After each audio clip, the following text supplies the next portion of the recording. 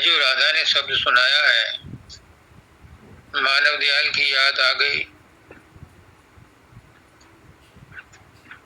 ये मानव दयाल जी के समय में 10 भजनों का एक कैसेट तैयार हुआ था और जो गायक थे जसवीर, उन दिनों उनसे गवाया गया था। और ये जब टेप रिकॉर्ड चलते थे तो बहुत लोग इसको ले जाते थे और सुनते थे। फिर हुजूर कपिला जी महाराज ने दया की और पुष्कर नाथ जी के टाइम में इन्होंने उसको पेन ड्राइव में बनवा दिया और मेरे लैपटॉप पे है। कभी भी उसको लैपटॉप पे सुन लेता हूँ, क्योंकि टेप रिकॉर्डर तो रहे नहीं। तो उनमें से एक है ये। 5 एक साइड पे थे, 5 एक साइड पर थे, 10 भजन थे ये। बहुत सुंदर है ये। महाराज जी की याद आ गई। इस शब्द पर तो हम बाद में बोलेंगे, पहले प्रश्नों का सिलसिला जारी करें, क्योंकि मेरी ड्यूटी मूल रूप से प्रश्नों का उत्तर देने की लगाई गई है। ये तो ओवर टाइम है कि मैं शब्द की व्याख्या कर देता हूँ, और मैं कौन हूँ करने वाला, मेरा गुरु ही करा लेता है।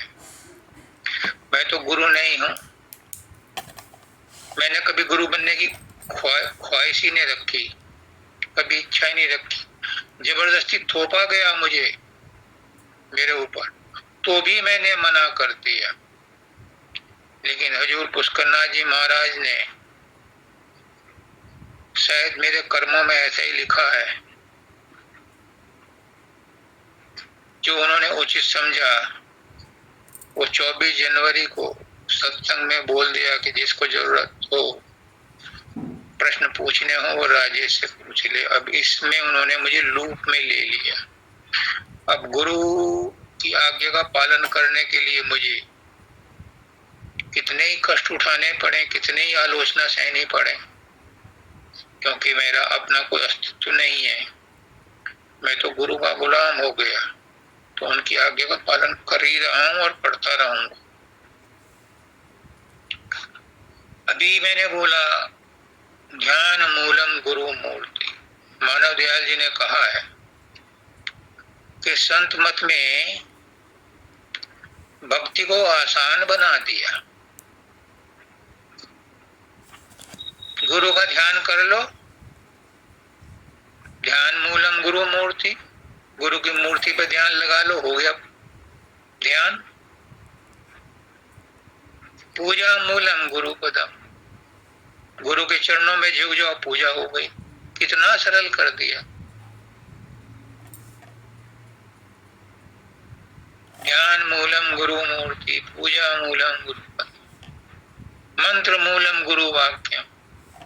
गुरु का बताए हुए नाम का सुमरन करते रहो, बस हो गया मोक्ष। इतनी आसान कर दी मुक्ति को कलयुग में गुरु ने, संत मत में। ये मानव दयाल जी ने कहा, ये कितना आसान कर दिया। और ये जो शब्द पढ़ाया राधा ने, ये भी इसी काम के लिए। आज अनफॉर्चुनेटली 2 नए युवक जिनको नया नाम मिला था, उनके लिए ये जरूरी है, वो दोनों ही आज एब्सेंट हैं। एक गांधी जी का लड़का और एक गौरव कनाडा में, वो भी एब्सेंट है। तो इसकी मैं बाद में व्याख्या करूंगा, हो सकता है कोई जुड़ जाए। अमृत गांधी भी नहीं है आज। खैर, पहला प्रश्न क्या है? पहला प्रश्न है गुरुदेव, है तो सुंदर है सदा, नहीं तो सुंदर नाही, नहीं सो प्रगट देखिए, है सियो दिखे नाही। इसकी व्याख्या। बहुत सुंदर है ये शब्द, है तो सुंदर है सदा और नहीं तो सुंदर नाई। नहीं सो प्रगट देखिए, है सो प्रगट नाई। संसार में दो ही सत्ता है, एक पारमार्थिक सत्ता, एक सांसारिक सत्ता। एक सत्य, एक असत्य, एक अविनाशी, एक विनाशशील, एक दिखने वाली, एक न दिखने वाली। इन्हीं वो कहते हैं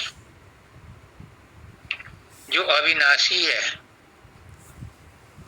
जो सत्य है, जो अपरिवर्तनशील है, उसी को कहते हैं है।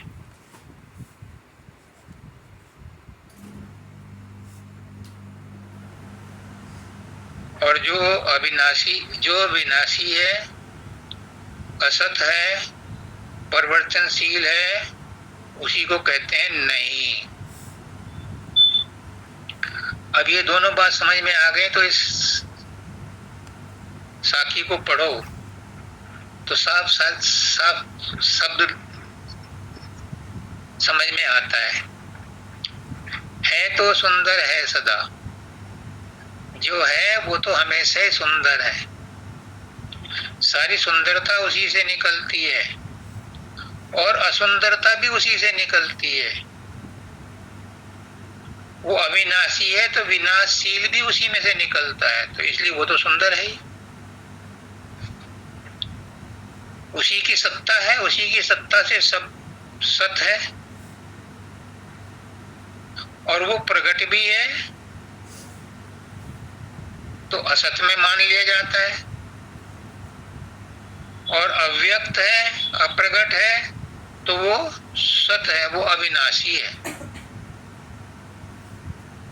तो है तो सुंदर है सदा, वो सदैव है। जब कुछ नहीं था तब भी वही था, अब सब कुछ है तब भी वही है, और जब कुछ नहीं रहेगा तब भी वही रहेगा। ये मेरे गुरु की वाणी है, मेरी नहीं है। अगर गलती होगी तो गुरु जिम्मेदार है।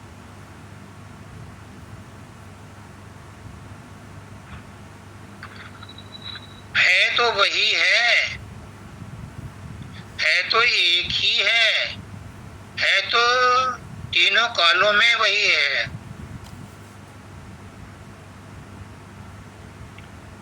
और जो नहीं है वही होता हुआ भी नहीं है, इसलिए सुंदर नहीं है। क्योंकि सुंदर तो वही है जो हमेशा रहेगा, उसकी सुंदरता पर अभिमान कर सकते हैं जो हमेशा है। हमारी आत्मा अजर अमर अविनाशी है, वो है, वो सुंदर है। परमात्मा अजर अमर अविनाशी है, वो सुंदर है। और जो नहीं है, ये शरीर हमारा नहीं है। प्रकृति परिवर्तनशील है, ये नहीं है।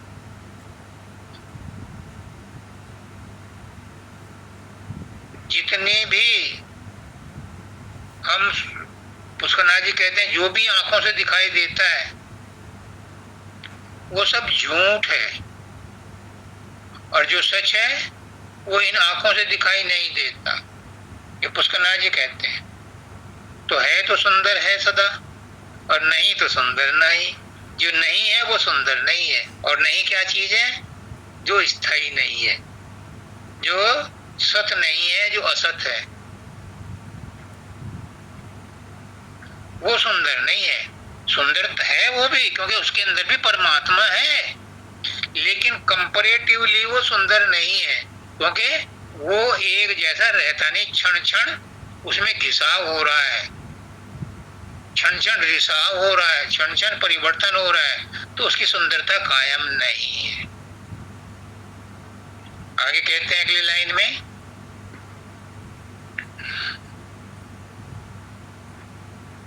नहीं सो, क्या है वो,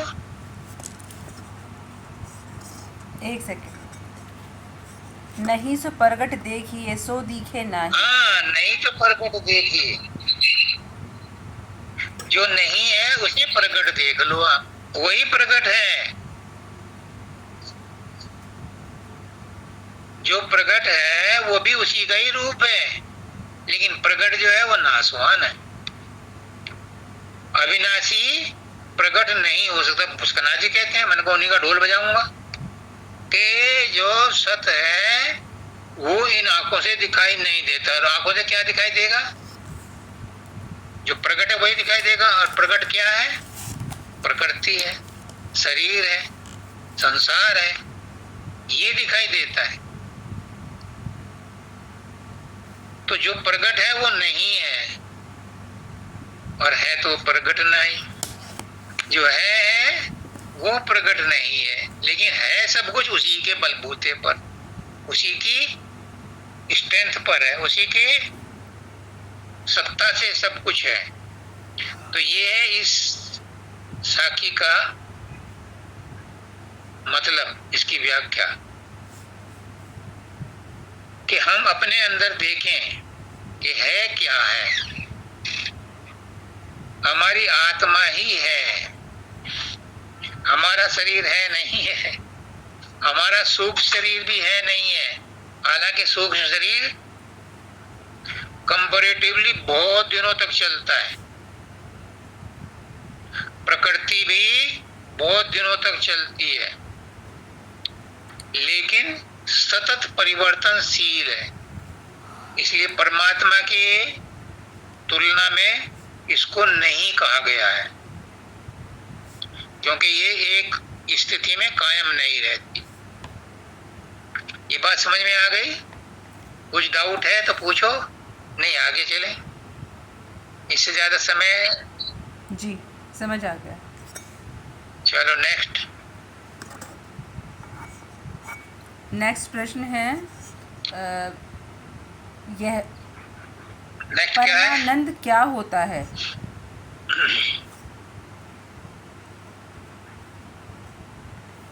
नेक्स्ट क्वेश्चन है, परमानंद क्या होता है और यह कैसे मिलता है? परमानंद क्या होता है और कैसे मिलता है? ये प्रगति ग्वालियर से।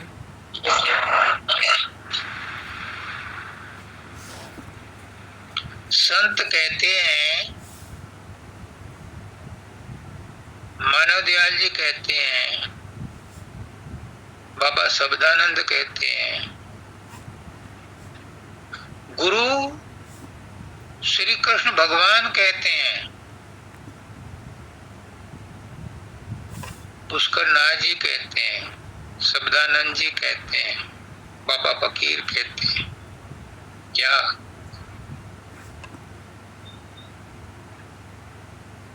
कि इस जीवन का उद्देश्य है परमानंद को प्राप्त करना। अब आप पूछो परमानंद क्या होता है, कहाँ मिलता है?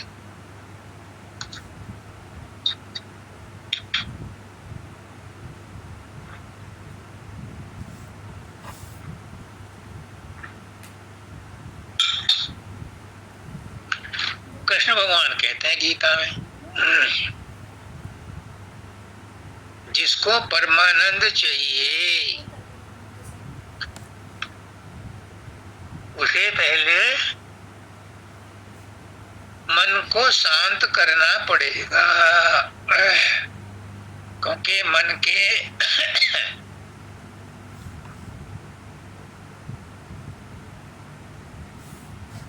विद्रोह करते हुए, मन की चंचलता के रहते हुए परमानंद नहीं मिल सकता।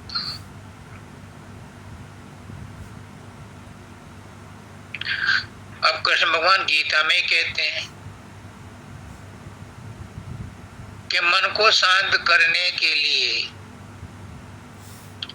मन के विकारों को शांत करो, मूल में जाओ, जड़ में जाओ। मन के 5 विकार मुख्य हैं, बाकी तो सब एंसिलरी हैं, सहायक हैं। काम, क्रोध, लोभ, मोह, अहंकार, इनको शांत करो। और मानव दयाल जी कहते हैं कि तुम इन पर दम मत लगाओ, दमन मत करो, इनका समन करो, इनको गुरु की भक्ति की तरफ या परमात्मा की भक्ति की तरफ मोड़ दो। काम, क्रोध, लोभ, मोह, अहंकार को भक्ति की तरफ मोड़ दो प्यार से, तो ये उपद्रव नहीं करेंगे।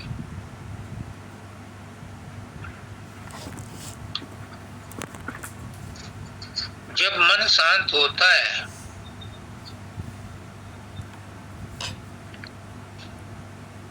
कहने को तो कह दिया, लेकिन करना बहुत मुश्किल है। संत मत बहुत सरल मार्ग है, कुछ करना धरना नहीं है संत मत में, बहुत सरल मार्ग है। लेकिन जब इस पर चलते हैं तो बड़ा कठिन है। कहते हैं सुमरन बच्चा भी, बूढ़ा भी, जवान भी, स्त्री भी, पुरुष भी, कोई भी कर सकता है, चलते फिरते कर सकता है, जरूरी नहीं कि वो एक जगह बैठ करके ही करे। लेकिन जब सुमरन करने की बात आती है तो कहते हैं सुमरन मन से करो।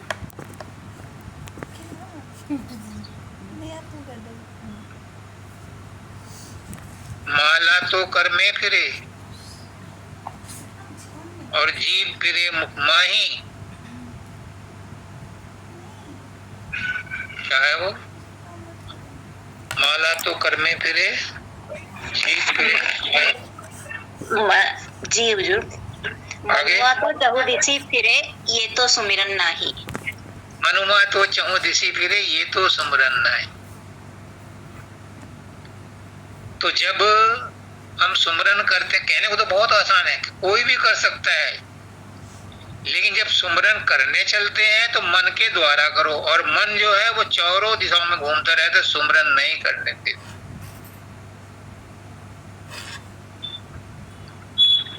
तो मन को शुद्ध करने के लिए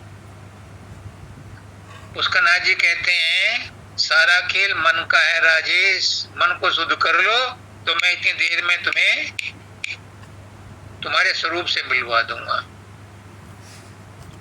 पर मन को शांत करना, शुद्ध करना इतना आसान नहीं। स्वामी जी महाराज क्या कहते हैं, बाबा सावन सिंह जी क्या कहते हैं?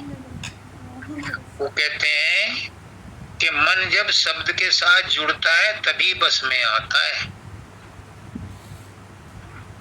और शब्द से जुड़ने के लिए इसे पहले तीसरे तिल पर लाना पड़ता है, सारी सूरत को समेट करके, सारी चेतना को समेट के तीसरे तिल पर ला।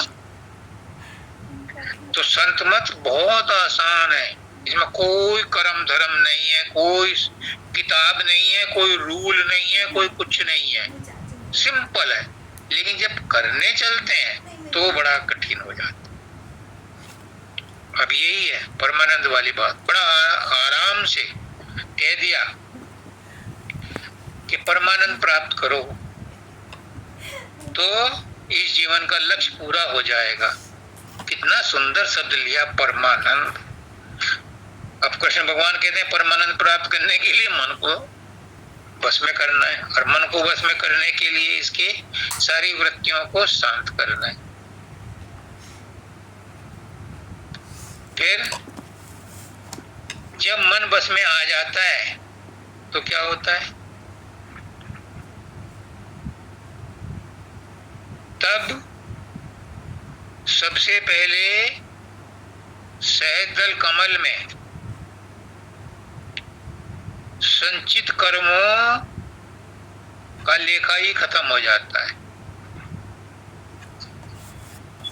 फिर त्रिकुटी में आकर के प्रारब्ध भी खत्म हो जाते हैं, जड़ चेतन की ग्रंथि खुल जाती है,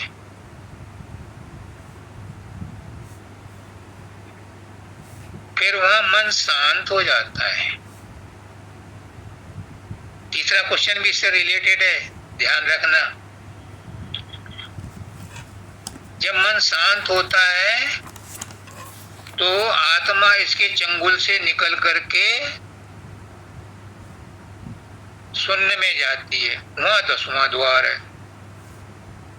जब वहां पर वो साफ हो जाती है, आत्म पद में पहुंच करके अपने आप को पहचानने लगती है, तो 10वें द्वार से निकल करके वो महाशून्य में पहुंच। महाशून्य से वो अमर गुफा में आती है, और अमर गुफा से जब वो सतलोक में पहुंचती है, वहां मिलता है परमानंद।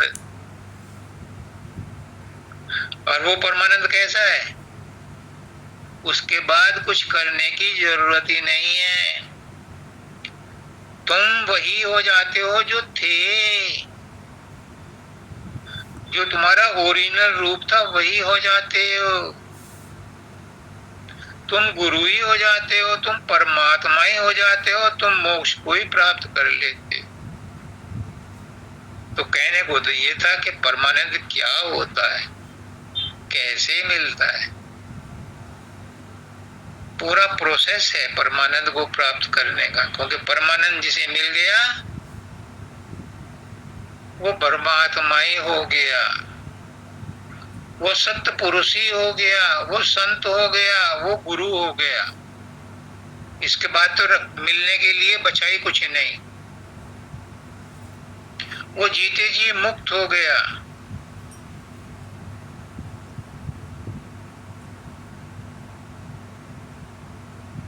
ये बात समझ में आई? और कुछ समझना है इसमें? जी गुरुदेव।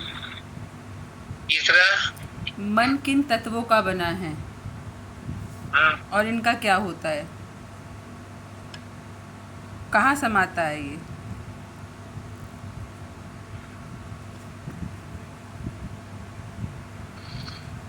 मन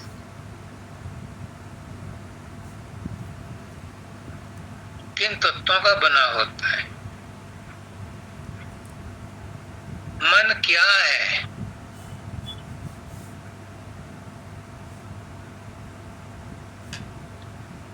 मानव दयाल जी कहते हैं,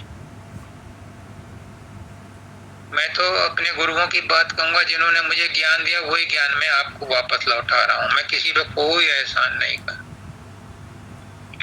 जो ज्ञान मुझे गुरु ने दिया मैं तो वही वापस लौटा रहा हूं, क्योंकि आपके लिए ही दिया था। और ये ड्यूटी मेरी लगा दी पुष्कर नाथ जी। तो आप के ऊपर एहसान नहीं कर रहा, आप मेरे ऊपर एहसान कर रहे हो कि मुझे गुरु सेवा करने का मौका दे रहे हो। मानव दयाल जी कहते हैं, मन विष्णु है, यानी मन ब्रह्मांडी मन का अंश है। ब्रह्मांडी मन क्या है? वही ब्रह्म है। ब्रह्म रहे माया के ओले, बिन काया ब्रह्म क्या बोले। मन रहे, ब्रह्म रहे काया के ओले, और बिन काया ब्रह्म क्या बोले। तो ब्रह्म को कुछ करना होता है तो वो माया का सहारा लेता है, काया का सहारा लेता है। और वो माया और काया क्या है? वही ब्रह्मांडी मन है। ब्रह्म भी कुछ नहीं करता, ये उसकी प्रकृति ही सब कुछ करती है। उसी प्रकृति को चलाने के लिए ब्रह्मांडी मन है, और हमारा मन भी उसी ब्रह्मांडी मन का अंश है। जब सूरत सतलोक से नीचे आई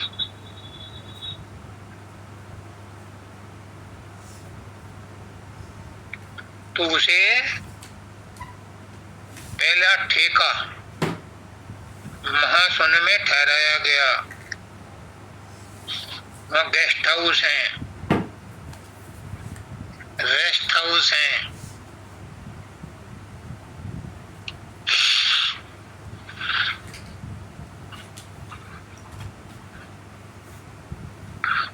बैरक है, बैरक। परमदयाल जी कहते हैं कि जब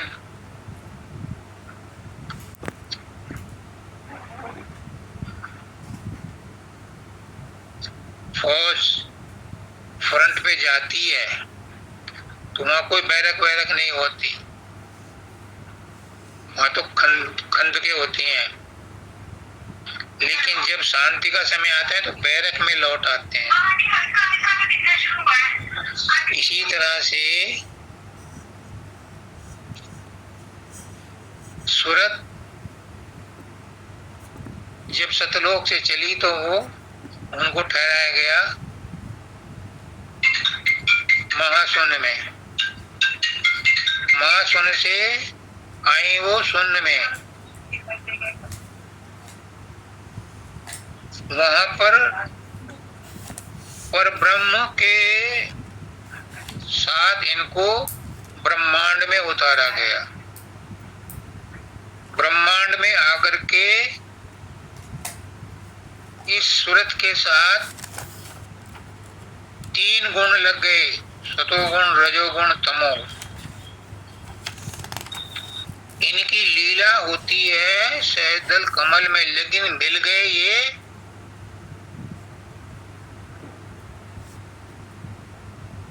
त्रिकुटी में ही। वहीं पर 5 तत्वों की भी रचना हो गई। 5 तत्वों का पसारा भी सहजदल कमल में होता है, लेकिन प्रकट ये वहीं हो गए उन्हीं के प्रभाव से, 3 गुणों के प्रभाव। तो मन कौन है? ब्रह्मांडी मन का अंश है। किस चीज से बना है? सूक्ष्म तत्वों से बना है, क्योंकि ब्रह्मांड में सभी रचना सूक्ष्म तत्वों की है। वहां हमारी तरह कोई शरीर किसी का नहीं है। खाना पीना भी हमारी तरह सॉलिड नहीं है, फास्ट फूड नहीं है। ना ऐसी ड्रिंक है जैसी के पिंड में है। वहां पर जो पीना है वो भी सूक्ष्म रूप से ही होता है, खाना भी सूक्ष्म रूप से होता है, बोलना भी सूक्ष्म रूप से होता है, चलना भी सूक्ष्म रूप से होता है। वहां ट्रांसपोर्ट भी नहीं है ब्रह्मांड में, सब सूक्ष्म रूप से होता है। उनकी देह ही सूक्ष्म है, ये मान के चलो। शून्य में कारण शरीर था, ब्रह्मांड में आकर के सूक्ष्म शरीर हो गया। और वही जब पिंड में आया, नीचे उतारा, तो ये ढांचा बन गया स्थूल। इसको सीमित कर दिया। देखने की शक्ति भी सीमित हो गई, सुनने की भी शक्ति सीमित हो गई, खाने की भी सीमित हो गई। जो असीमितता ब्रह्मांड में थी वो स्थूल रूप बनते ही सीमित पने में आ गई, ये मान के चलो। लेकिन मन अपने सूक्ष्म रूप में ही जीव के अंदर आया। अभी भी हम शरीर को देखते हैं, मन को किसी ने नहीं देखा, इसीलिए उसे अलख कहते हैं, इसीलिए उसे अरूप कहते हैं। जो राधा ने शब्द पढ़ा इसमें भी आएगा।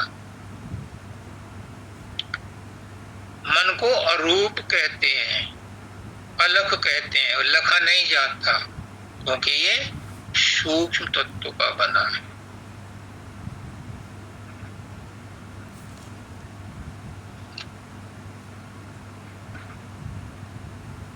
तो मन क्या है? मन सूक्ष्म तत्वों का बना हुआ एक जमघट है, जिसमें 5 महाभूत, 3 गुण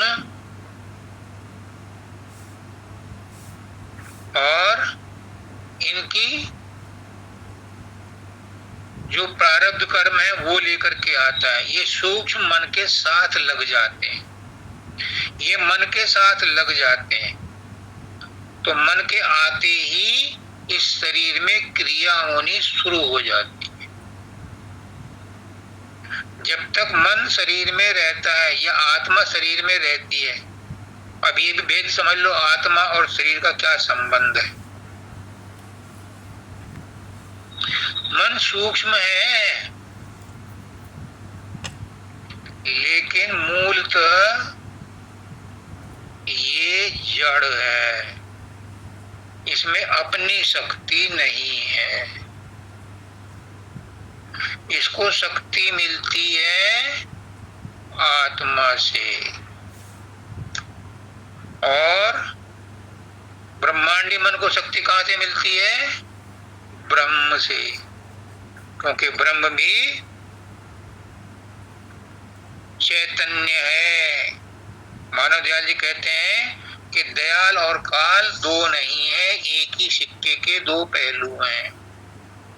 जैसे दयाल एक्टिव है, ऐसे ही काल भी एक्टिव है।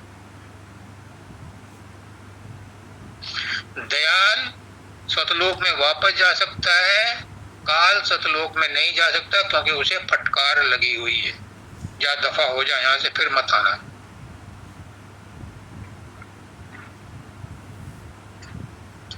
तो मन आत्मा से शक्ति लेता है। जैसे सोलर पैनल सूर्य की किरणों से शक्ति लेते हैं, ऐसे ही हमारा मन हमारे अंदर बैठ करके हमारी आत्मा से शक्ति लेता है और हमारे ऊपर फिर शासन करता है। इंद्रियां, शरीर उसके कब्जे में, उसके मातहत हैं, जैसा वो चाहता है वैसा कराता है।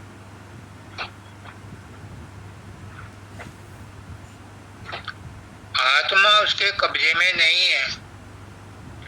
काल भी कितना ही जबरदस्त है, लेकिन वो भी आत्मा को नुकसान नहीं पहुंचा सकता, क्योंकि आत्मा सत्य पुरुष की अंश है। तो थी सत्य पुरुष की अंशी, बहुत लजाया शर्म न आई। उसे नहीं नुकसान पहुंचाता, उसके जो शरीर है उनको खाता रहता है।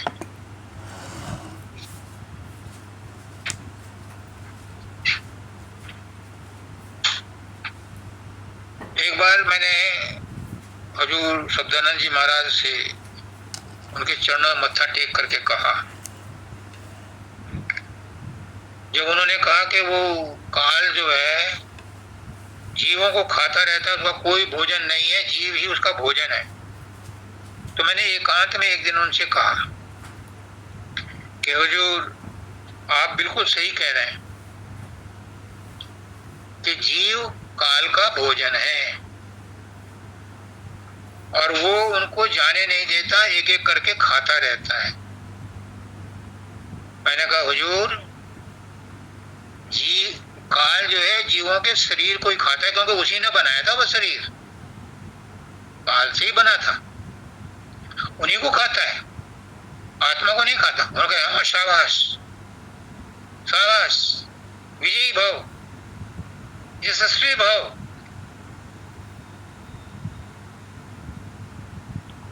पता था उन्हें, वो उत्साहित करते थे, वो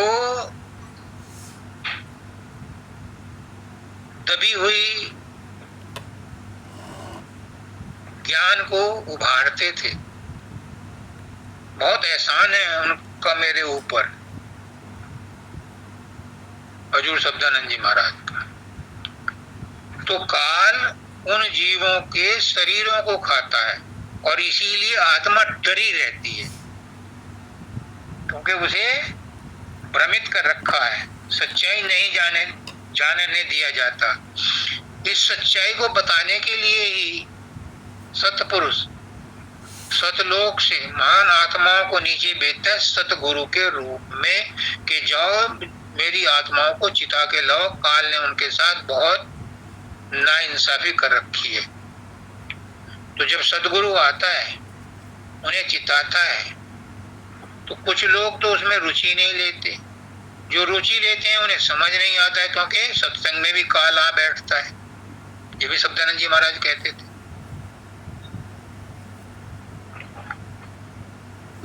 तो सतगुरु के सत्संग में जो चुनी हुई भाग्यशाली आत्माएं हैं, वे जब भेद को पकड़ लेती हैं तो गुरु सुलझा हुआ है शिष्य को भी सुलझा देता है। जैसे दुधारू गाय के पास उसका बछड़ा आ जाता है तो पिन्हा जाती है, यानी उसके थनों में दूध आ जाता है। ऐसे जब जिज्ञासु शिष्य गुरु के पास आता है तो वो भी पिघल जाता है, अपना सारा ज्ञान उड़ेल देता है,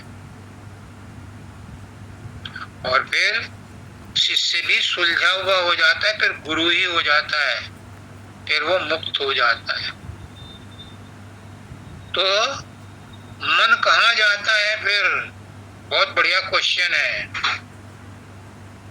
कि आत्मा शरीर तो यहाँ कहीं रह जाएगा।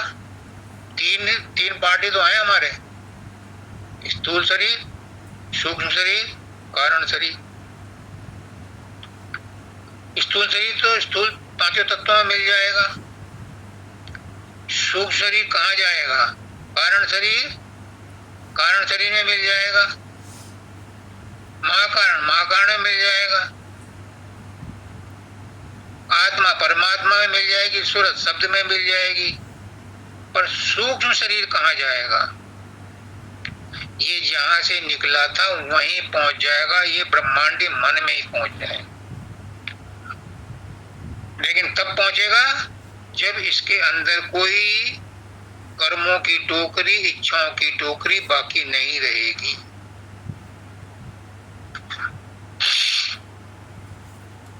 अगर रह गई तो मुक्त हुई आत्मा को वापस खींच लाएगा। ये सूक्ष्म शरीर में इतनी ताकत है कि ये मुक्त हुई आत्मा को भी खींच लाएगा। इसलिए सारे संत महात्मा कहते हैं कि इच्छाएं मत करो, कर्मों की टोकरी यहीं खाली कर दो, गुरु के चरणों में डाल दो। गुरु क्या करेगा?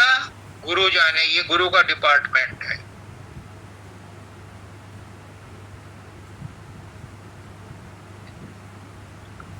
गुरु क्या करेगा? गुरु इन्हें फिर ब्रह्मांडी मन के पास भेज देगा। और ब्रह्मांडी मन क्या करेगा? जब तक वो स्थित है, जब तक सृष्टि चालू है, तब तक जिनको जरूरत होती है वो उसको मांग लेते हैं। चोर डकैत भी देवी की, काली मां की पूजा करके जाते हैं कि हमारा काम सफल हो। कातिल भी अपने इष्ट को चांद निकल गया प्रणाम करके जाते हैं, मेरा काम हो जाए। तो उन लोगों को देता रहता है जो डिमांड करते हैं, उनको डिमांड एंड सप्लाई के हिसाब से ब्रह्मांडी मन ये सब चीजें उनको देता रहता है। लेकिन हमें उससे कोई मतलब नहीं कौन ले जा रहा है कौन नहीं ले जा रहा। हमें तो ये कि हमारा पिंड छुटा, हमें तो अपनी ओर निबेड़ तेनु होर नाल की, तू अपनी गठरी समान तेनु चोर नाल की। हमें अपने आप को देखना है। तो हमारा मन कहाँ से बना और कहाँ जाएगा, ये बात क्लियर हो गई। आगे चलें? जी हैं? जी गुरुदेव।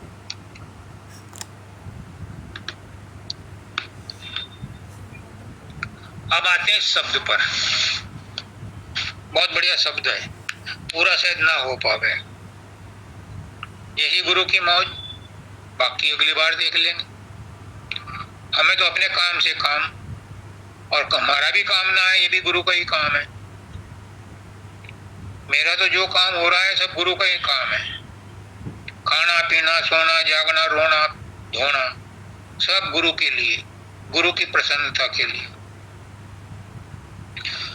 ये बकबक कर रहा हूं ये भी गुरु की प्रसन्नता के लिए, क्योंकि गुरु का ही हुक्म है।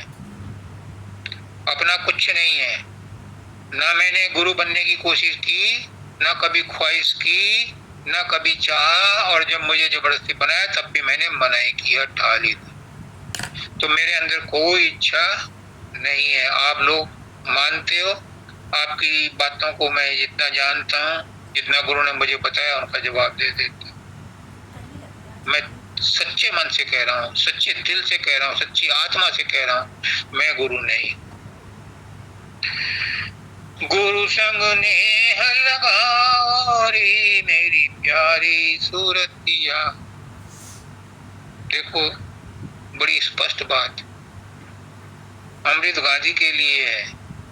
गौरव ने ज्वाइन नहीं किया, कोई बात नहीं, वो रिकॉर्डेड सुन लेगा। परमात्मा को किसी ने नहीं देखा और ना कोई देख सकता है।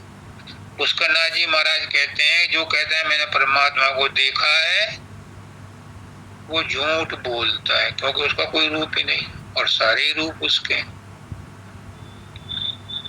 तो यहाँ पर कह रहे हैं कि गुरु संग नेह लगाओ। अगर परमात्मा को देखना है तो गुरु से प्रेम करो।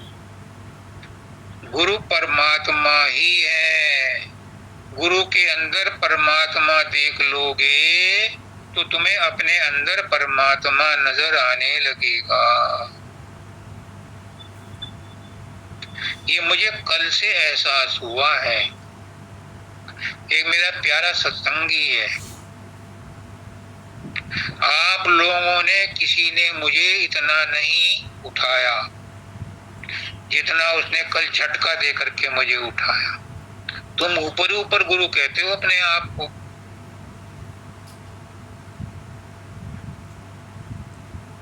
अभी मानसिक स्तर पर ही हो। कल से ही लगा हुआ मैं उसका बहुत एहसानमंद हूं, क्योंकि उसने मुझे सच्चाई बताई, मेरा चेहरा मुझे आईने में दिखाया। मेरा प्यारा बहुत प्यारा भक्त है।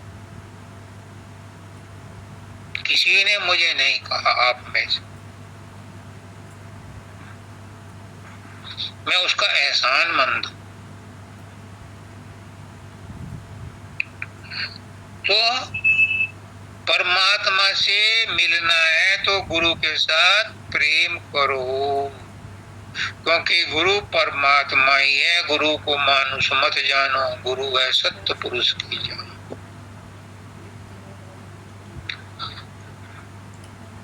और जब गुरु से नेह हो जाएगा तो गुरु कैसे परमात्मा को पहचान करवाएगा।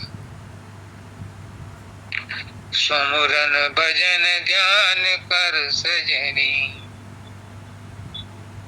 सुमिरन भजन ध्यान चित्त में मोक्ष पदारथ पाओ रे मेरी सूरत, प्यारी सूरत है। वो कहेगा बेटा अब तुम मेरे पास आ ही गए, मुझसे प्यार कर ही लिया, तो जैसे मैं कहता हूं तुम्हारा गठ जोड़ा करता हूं शब्द के साथ। शब्द से ही बोलते हैं वो, और शब्द से ही गठ जोड़ा कराते हैं, और शब्द ही अंदर में है, और अंदर में ही अपने गुरु, तुम्हारे अंदर में गुरु है, उसके साथ जुड़ जाओ, वो गठ जोड़ा कर देते हैं। तो फिर कहते हैं कि सुमिरन ध्यान, सुमिरन भजन ध्यान कर चित में। अब चित में अपने अंदर में सुमिरन ध्यान भजन करो, तब तुम्हें मनुष्य योनि में जन्म लेने का फल मोक्ष प्राप्त हो जाएगा। कितनी सरल बात बता दी। परमात्मा नहीं बताता, परमात्मा ने तो हमें इस संसार में फंसा दिया। लेकिन गुरु हमें छुड़ाने आता है।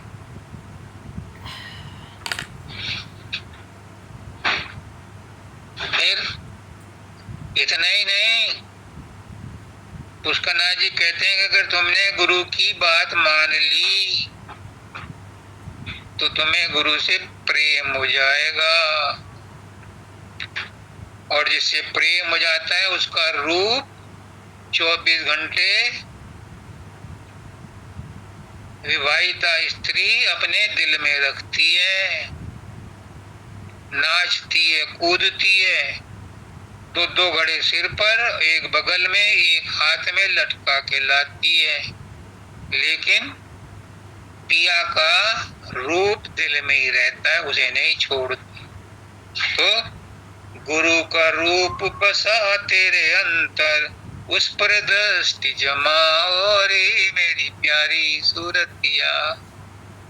ए मेरे बेटे, अपने अंदर में गुरु के रूप पर दृष्टि जमाओ।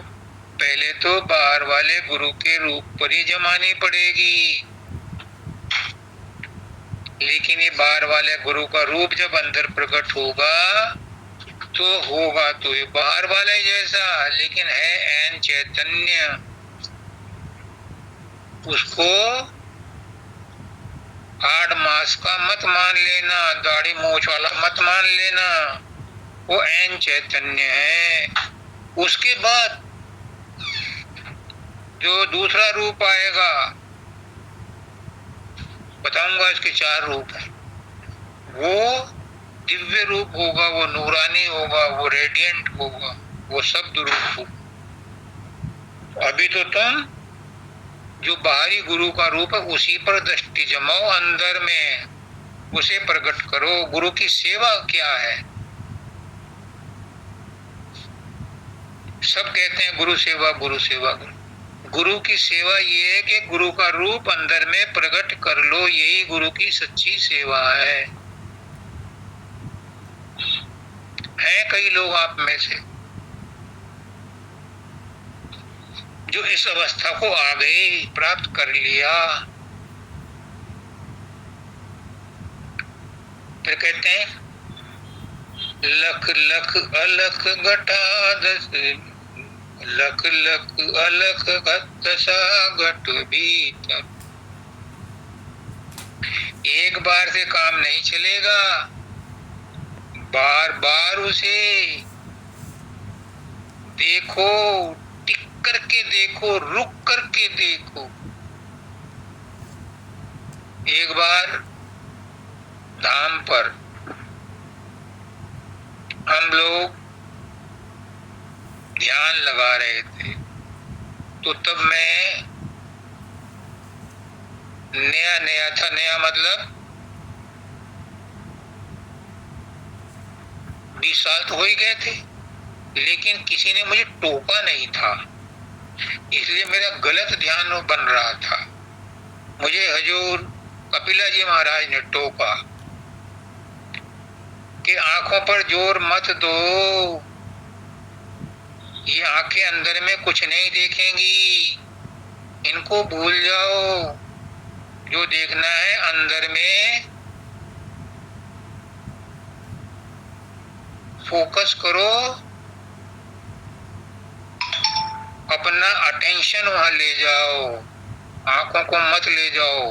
मेरे माथे पे देखा होगा इन्होंने कि मैं जोर लगा रहा हूं, तो ये गुरु ही बताता है।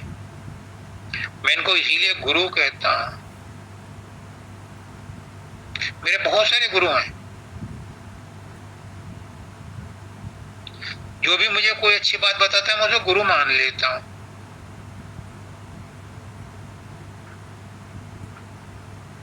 अब मजबूरी है, लख लख अलख, जब बार बार उसे देखोगे तो अलख लखने में आ जाएगा। अलख क्या है? वो अभी पहले बताया था, अलख है मन, मन का रूप समझ में आ जाएगा। बार बार जब गुरु के रूप पर ध्यान लगाओगे तो मन का रूप प्रकट हो जाएगा। मन का रूप कहाँ प्रकट होता है? त्रिकुटी में। त्रिकुटी में मन का जन्म स्थान है। बाबा फकीर कहते हैं कि वहां लाल रंग प्रकट होता है, क्योंकि वहां जोर लगाना पड़ता है त्रिकुटी में। कहते हैं कि जब हनुमान जी अशोक वाटिका में गए तो वहां केतकी के फूल देखे, वो बिल्कुल व्हाइट होते हैं, लेकिन उन्हें वहां लाल नजर आए। तो तुलसीदास जी कहते हैं कि वो केतकी के फूल लाल नहीं थे, क्योंकि हनुमान जी गुस्से में थे तो वो उन्हें लाल नजर आए। तो चूंकि त्रिकुटी में जोर लगता है तो वहां पर लाल रंग का प्रकाश नजर आता है, जो गुरु का रूप है उसमें लाली लिए होती है। ये फकीर बाबा भी ऐसे ही कहते हैं, वही कहते हैं। तो लख लख अलख घटा दशा घट भीतर, वो अलख दशा घट के भीतर देखने में आ जाती है, जो लखने लायक नहीं है। ऐसे ही कहते हैं अकथ को कथ देता है गुरु सत्संग में। अनहद धुन नित गाओरी, फिर जब वो अलग लग जाएगा तो वहां अनहद नाद सुनाई पड़ेगी। और अनहद नाद ये त्रिकुटी में ही होती है, उससे आगे अनहद नाद नहीं है। नीचे से तो आपको खींचेगी, लेकिन त्रिकुटी में एंड पॉइंट है, उसके बाद सार शब्द शुरू होता है, धुनात्मक शुरू होता है, वो ले जाएगा ऊपर। तो कहते हैं यह ज्यादा दिन नहीं ठहरने देता गुरु, पागल हो जाते हैं जो ज्यादा दिन ठहरते हैं। बाबा फकीर कहते हैं मुझे दाता दयाल ने बड़ी हिकमत से ये अवस्थाएं पार कराई, और मेरे मानव दयाल जी कहते हैं जरूरी नहीं कि गुरु हर सत्संगी को सारी अवस्थाओं से पार कराए। कुछ विशेष सत्संगियों को स्पेशल डब्बे में बैठा करके सीधा महाशून्य तक ले जाता है। सतलोक तक नहीं कहा उन्होंने, देखा मैंने, पढ़ा उनका सत्संग। महाशून्य तक ले जाता है। क्यों? क्योंकि महाशून्य में ही वो बैरक हैं जहां पर सतलोक से उतरते हुए वो ठहराई गई थी। तो सतगुरु क्या करेगा, वहीं तक ले जाएगा जहां से वो आई थी। वहां से फिर शब्द गुरु अंदर वाला उसको अपने प्रकाश से भंवर गुफा में ले जाएगा। वहां पर धुलाई उलाई करवा करके, सफाई करवा के, इमिग्रेशन करवा करके सतलोक पहुंचाएगा। अंदर वाला गुरु पहुंचाएगा, वो बाहर वाले गुरु ने तो वहां तक पहुंचा दिया। और बाबा फकीर भी कहते हैं, दादा दयाल भी कहते हैं, इष्ट का संबंध महाशून्य तक है। अब कोरोबोरेट हो गया सारा। इष्ट का संबंध महाशून्य तक है, उससे आगे शब्द गुरु ले जाएगा और अपने प्रकाश अपने शब्द से ले जाएगा। मुझे ये भी जाना है, मुझे ये भी अनुभव करना है। ये तो मैं दूसरों का अनुभव बांट रहा हूँ, जो गुरु ने मुझे दिया है उनका अनुभव बांट रहा हूँ, मेरा अपना अनुभव नहीं है ये। जिस दिन अपना अनुभव हो गया उस दिन मैं चुप हो जाऊंगा, क्योंकि सारे गुरु चुप हो जाते हैं। फिर कहते हैं ध्यान गुरु का रूप है सजनी। ध्यान करना क्या है? 10 साल 20 साल में ही में अटका रहा कि गुरु का ध्यान करना क्या है। शर्म लिहाज में पूछता नहीं था और सत्संगों में मुझे समझ में नहीं आता। प्यार में करता था और गुरु भी मुझे प्यार करते थे, लेकिन मेरी समझ में नहीं आया, इसलिए 42 साल लग गए। मैं बहुत स्लो स्पीड में चलने वाला, पर मुझे अपने गुरुओं पर अभिमान है, जिनकी वजह से मैं व्हाइट कॉलर किए बैठा हूं, गर्दन ऊपर उठाए बैठा हूं, नहीं तो जानवरों की तरह गर्दन झुकी हुई होती। मुझे अपने गुरुओं पर बहुत अभिमान है, वो सर्वसमर्थ हैं। जो भी उन्होंने किया वो मेरी भलाई के लिए किया, मेरे कर्म कटवाने के लिए किया, मेरे संचित कर्म कटवा दिए।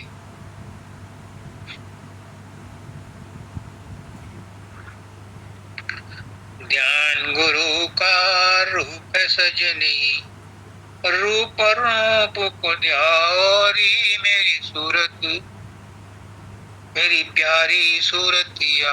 अब यहाँ है, बताओ, एक होता है रूप, नोट कर लो, जो मेरे गुरु ने मुझे बताया, ये मानव दयाल जी ने बताया है, पुष्करनाथ जी ने बताया है, और शब्दानंद जी ने लिख करके दिया है।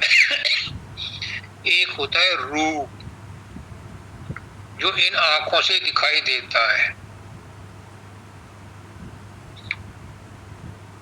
अपना रूप तो आंखों से दिखाई नहीं देता, हाँ शीशे में दिखाई देता है, लेकिन शीशा भी रिफ्लेक्शन है, दूसरे का रूप दिखाई देता है आपको बखूबी।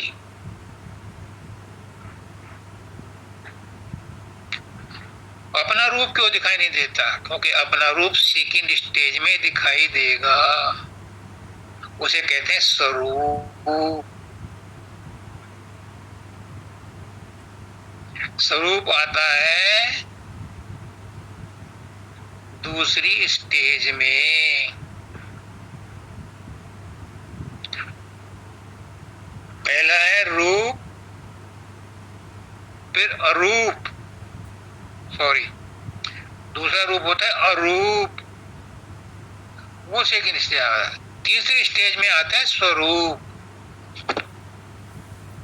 गलती हो गई, पहली स्टेज में आता है रूप, जो हम भौतिक आंखों से देखते हैं। दूसरी स्टेज में आता है अरूप, जिसको अलख बोलते हैं, जो लखा नहीं जाता। तीसरी स्टेज में आता है स्वरूप, और स्वरूप होता है शून्य महाशून्य में पहुंच करके। और यहाँ क्या कह रहे हैं?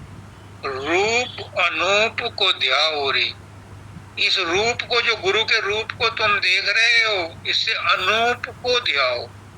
अनूप क्या है? वही है चौथी अवस्था का रूप। कपिला जी, अगर मैं गलत हूं तो शुद्ध कर देना। चौथी अवस्था में है अनूप। उस अनूप को इसी रूप से पाओगे जो गुरु का रूप है। तो चारों रूपों की बात बता दी इन्होंने, रूप, अरूप, स्वरूप और अनूप। इसमें कहते हैं ध्यान गुरु का रूप है सजनी। गुरु का रूप जो है उसी का ध्यान करना है। अपने रूप का ध्यान नहीं कर सकते, क्योंकि अपना रूप आपको मिलेगा स्वरूप में जाकर तीसरी स्टेज में। दूसरी स्टेज में मिलेगा अरूप, मन का रूप जो अलग है। ध्यान गुरु का रूप है सजनी, रूप अनूप को ध्याओ री मेरी प्यारी सूरतिया। इस गुरु के रूप से ही तुम्हें अनूप दिखाई देगा, अनूप का अनुभव होगा। और अनुभव भी नहीं होगा, तुम अनुभव खुद हो जाओगे उसके, तुम्हें नहीं अनुभव होगा। बाबा फकीर कहते हैं कि जब मैं वहां जाता हूं तो गुम हो जाता हूं। तुम खुद अनुभव स्वरूप हो जाओगे, अनुभव गम्य हो जाओगे। अनुभव मात्र रह जाओगे, अनुभव नहीं होगा, अनुभव मात्र रह जाओगे, यानी अनुभव के अलावा कुछ बचेगा ही नहीं। वो अनूप ऐसा है। बूंद दरिया में मिली फिर क्या करे गुफ्तगू, जब वो बूंद दरिया में मिल जाती है तो उसी का रूप हो जाती है, फिर कौन उसे पहचाने। ऐसे ही जब सूरत अनूप में मिल जाती है, अपने मूल स्रोत में मिल जाती है, तो वो फिर बुलबुला फटा और उसी में समा गया। कुछ बाकी नहीं रहता, कुछ जानने को बाकी नहीं रहता, कुछ करने को बाकी नहीं रहता। वो वही हो जाता है जो वो था।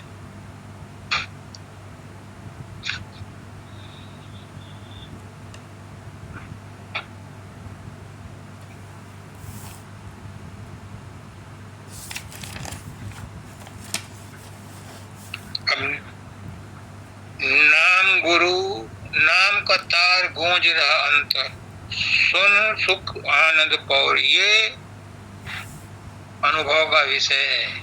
इसे आज नहीं अगली बार लेंगे, 4 लाइनें रहती हैं, अगली बार लेंगे। बहुत गंभीर है, बहुत अच्छा है और बहुत अनुकरणीय है।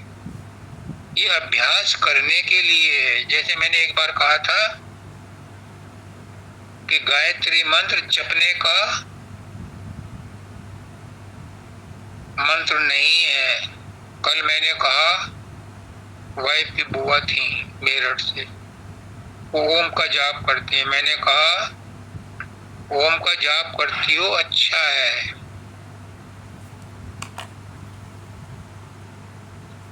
80 साल हो गई तुम्हारी उम्र, 85 साल हो गई, अब ओम हो जाओ, जाप ही मत करते रहो।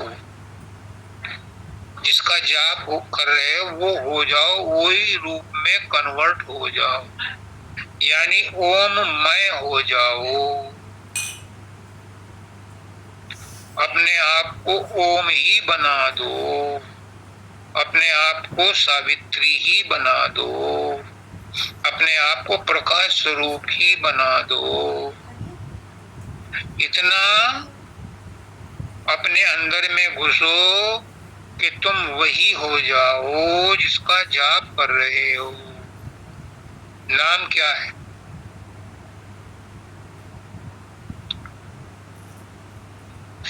स्वामी जी महाराज कहते हैं कि नाम तो सभी जप रहे हैं, नाम में ताकत होती तो सभी मुक्त हो गए होते। ताकत नाम में नहीं है, ताकत ओम में नहीं है, ताकत गायत्री मंत्र में नहीं है, ताकत राधा स्वामी में नहीं है, ताकत है नाम देने वाले में। जो नाम देता है, जो नामी होता है, ताकत उसकी होती है। और जब तुम नाम जप रहे हो और नाम जपने वाले का, नाम जपने वाले को साथ नहीं ले रहे तो तुम नाम नहीं जप रहे। तब तुम मार्केट में जूते खरीद रहे हो। अगर नाम जप रहे हो और नामी साथ में नहीं है तो नाम जप नहीं है, क्योंकि नाम और नामी साथ रहते हैं। नाम के बिना नामी नहीं और नामी के बिना नाम नहीं। तो इसलिए कहते हैं कि राधा आदि सूरत का नाम और स्वामी आदि शब्द पहचान। पुष्करनाथ जी कहते हैं कि हम राधा स्वामी इसलिए कहते हैं कि तुम राधा स्वामी हो जाओ। राधा हमारी सूरत है, सूरत के साथ नाम जपा तो स्वामी साथ रहेगा, और अगर मन से जपा और सूरत वहां नहीं है तो ऊपर चढ़ाई नहीं होगी, और अगर मन कहीं और है तो दिल्ली के बैल की तरह से सारा दिन 100 कोस चले और मौके वहीं रहे, कहीं गए नहीं। तो जब भी नाम जपो सूरत और मन के साथ जपो, मन जपे और सूरत वहां मौजूद रहे, तो गुरु वहां मौजूद रहेगा। गुरु की अदम मौजूदगी में महसूस करो कि तुम नाम जप रहे हो। अगर गुरु का रूप बन गया तो पौबारा, और नहीं बना तो ये महसूस करो कि गुरु वहां मौजूद है, क्योंकि नाम के साथ नामी मौजूद रहता ही है।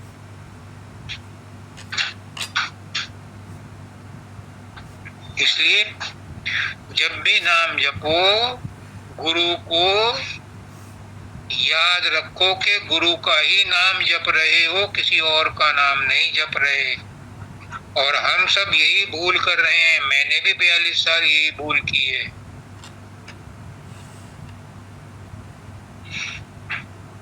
कि हम गुरु को कुछ और ही समझ रहे हैं, नाम को कुछ और ही समझ रहे, जबकि नाम और नामी एक ही है। आन उपासक मत बनो, क्योंकि कबीरदास जी कहते हैं आन उपासक कृतगन तरे न नाम रटन। नाम रटे जाओ कुछ नहीं मिलेगा, नाम के साथ नामी रखो, यानी गुरु की प्रेजेंस महसूस करो, तो उस नाम जपने का फायदा होगा तुरंत। कल से मुझे बहुत फायदा हुआ है, मैं अपना तजुर्बा बता रहा हूँ, किताबी ज्ञान नहीं है। मैं बहुत एहसानमंद हूँ उस जन का, उस प्रेमी गुरु का, जिसने कल मुझे ये ज्ञान दिया। मेरा रोम रोम पुलकित है उसके प्रति।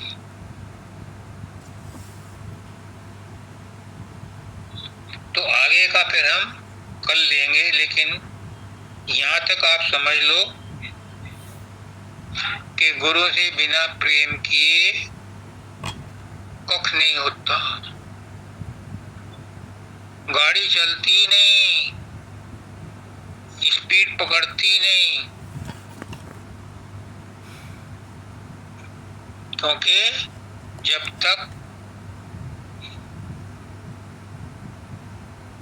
गुरु का सहारा नहीं होगा, अपने बलबूते पर तुम कुछ नहीं करते। मैं कुछ नहीं कर सका, मैं तो अपना तजुर्बा बता रहा हूं।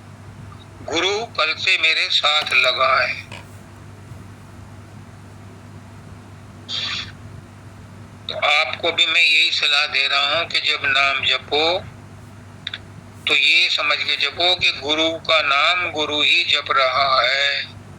देवम भूत्वा देवम भजे, देव की पूजा देव बन करके ही करो। तुम जिसका नाम जप रहे हो वो गुरु वहां मौजूद है, अगर वहां मौजूद नहीं है तो कुछ भी नाम जपने का फायदा नहीं। सबको राधा।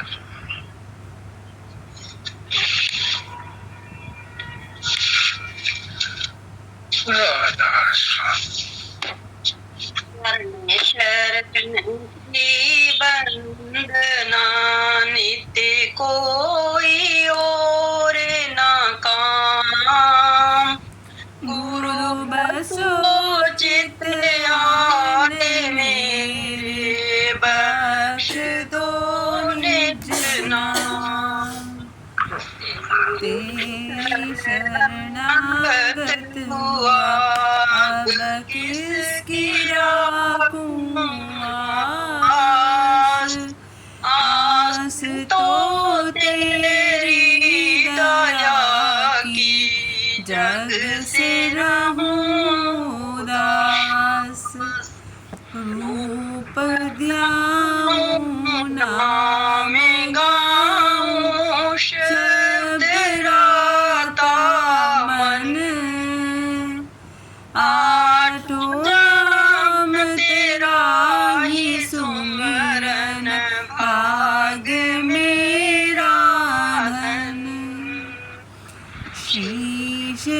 कर निज कर कमल धर लियो है चरण लगाए पतित पापी तर गया दाता शरण तेरी आए मुक्ति की नहीं चाह मन में भक्ति प्यारी लाग राधा स्वामी की दया से भाग्य पूर्ण जाग मुक्ति की नहीं चाह मन में भक्ति प्यारी लाग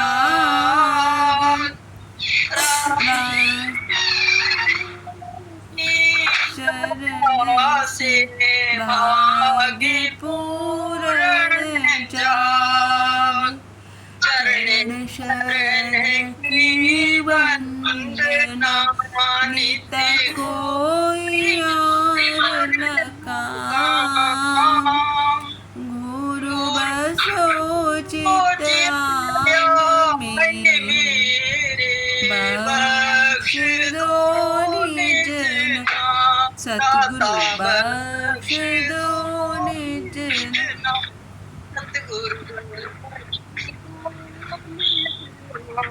राधा स्वामी राधा स्वामी।